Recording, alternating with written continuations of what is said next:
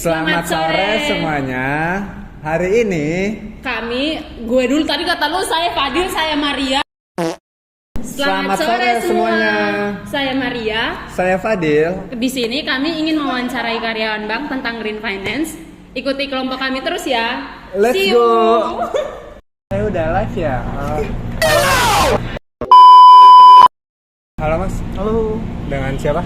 Mas Evin. Saya Fadil. Masnya dari bank apa ya? Saya kebetulan dari Bank BNI sih, Mas. Saya mau nanya sedikit tentang green finance. Boleh. Berkenan?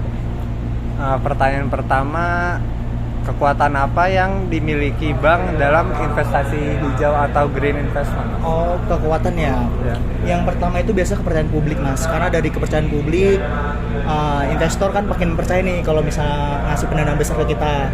Terus juga dari dukungan regulasi seperti green taxonomy, paling gitu sih, Mas.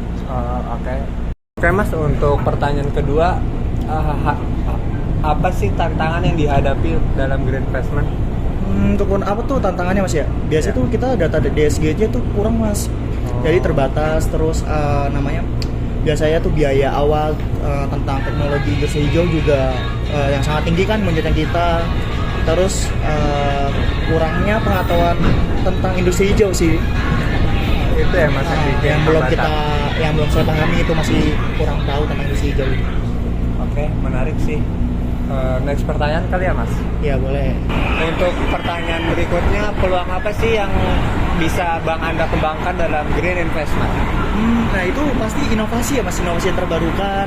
Nah kan saya ini kan dari BNI ya Mas ya, jadi kan itu bank BUMN pasti dapat insentif dari pemerintah.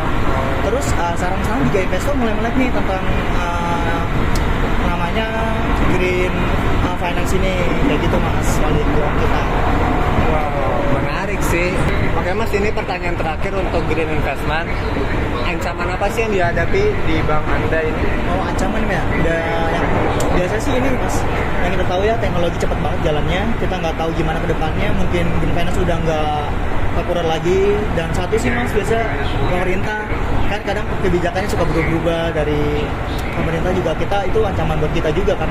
Jadi kita harus adaptasi terus. Jadi tentatif lah untuk kita menjalani green investment. Oke.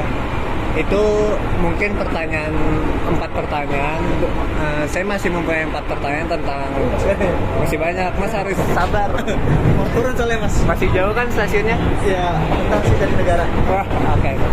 Ini selanjutnya tentang green accounting Mas. Oke. Halo Mas, aduh. Maaf nih saya ikutin sampai Jatinegara. Apa. Masih banyak waktunya kan? Masih saya nyantai sih, jam pulang kerja kan. Udah jam berapa? 5. Oke. Ini untuk green accounting ya Mas. Saya punya pertanyaan. Apa sih, apakah bank sudah transparan laporannya? Oh, tentunya sih aturan semua bank aturan terbuka ya Mas ya. Terus apalagi sekarang kita sudah mengikuti standar ESG. Apalagi kita sekarang didukung sama regulasi yang emang harus keterbukaan informasi sih. Oke. Untuk terakhir nih Mas, resiko apa sih jika pelaporan bank hijau tidak dilakukan dengan baik? Iya, tentunya pas kan misalnya kita berhasil, kita pasti dapat reputasi yang bagus. Kalau misalnya kita gagal ya juga pasti kita dapat resiko seperti ya, reputasi hancur, terus juga hubungan internasional kita terhambat tentang kecepatan kerja ya.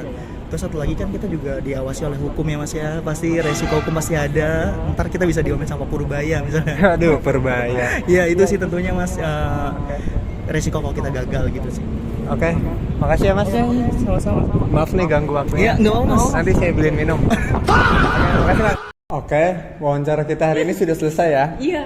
Maaf cuma 1 narasumber karena kita kesulitan Mencari pewawancaranya.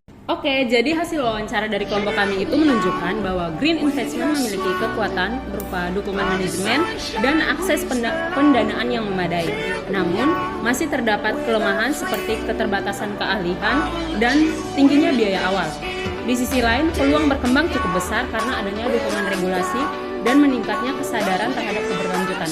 Adapun ancaman yang dihadapi meliputi ketidakpastian kebijakan serta risiko ekonomi dan pasar. Oke, jadi segitu aja materi kita hari ini dan terima kasih. Dadah.